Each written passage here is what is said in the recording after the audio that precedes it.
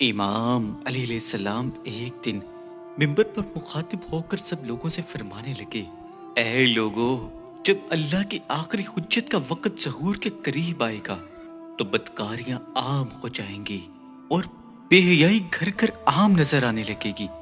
لوگ نئے نئے بے حیائی کے طریقے ایجاد کریں گے۔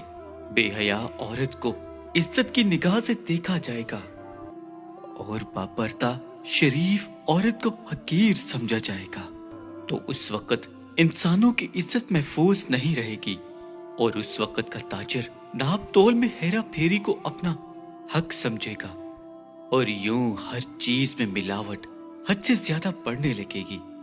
وہ ایسا بدترین دور ہوگا کہ جب لوگ امانت کو خیانت سمجھ کر حلال کر دیں گے، شراب کو جو کا پانی اور شربت کہہ کر حلال کر دیں گے اور رشوت کو ہدیہ کہہ کر حلال کر دیں گے۔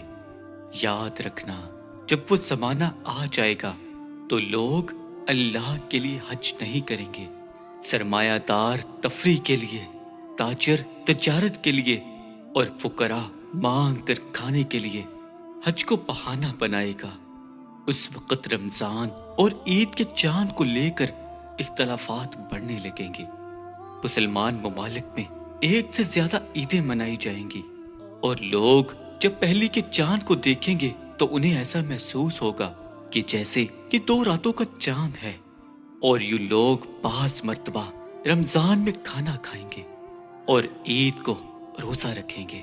اے لوگو، اس وقت دنیا میں اچانک اموات بڑھنے لگیں گی۔ لوگ شام کو کسی سے صحیح و سالم ملیں گے اور صبح کو اس کی موت کی خبر سنیں گے۔ تاریخ نے لکھا، جب امام علیہ السلام نے یہ فرمایا تو سارے لوگ گھبرانے لگے۔ تو کسی نے پوچھا، یا علی، جب ایسے اموات بڑھنے لگے تو اس وقت انسان کیا کرے؟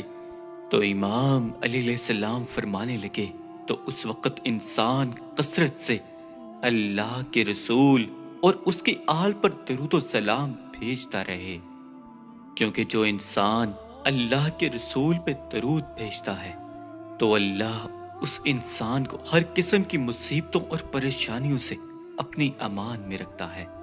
جب امام مہدی علیہ السلام کا وقت قریب آئے گا، جب ان کے نزول کی گھڑی آن پہنچے گی تو اس دنیا میں کچھ نشانیاں ظہور پذیر ہوں گی۔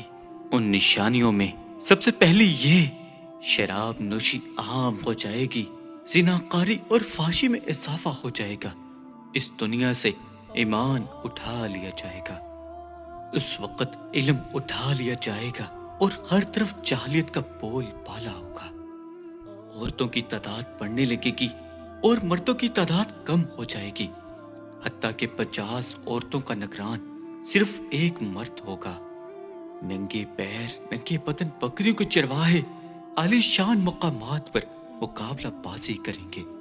دجال کے خروج کا وقت قریب ہوگا اور سورج مغرب کی جانب سے طلوع ہوگا۔ وہ وقت قیامت کے ظہور کا وقت ہوگا کہ جس کے مطابق تمام تر نشانیاں پوری ہو چکی ہوں گی۔ بیٹیاں اپنی ماؤں پر حکم چلائیں گی اور ان کو کوئی غلام یا نوکرانی سمجھے گی۔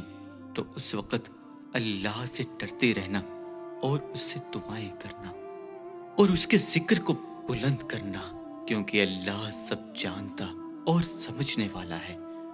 اللہ سے دعا ہے کہ ہمیں قیامت کے روز کے لیے تیاری کرنے کی توفیق عطا فرمائے۔ آمین۔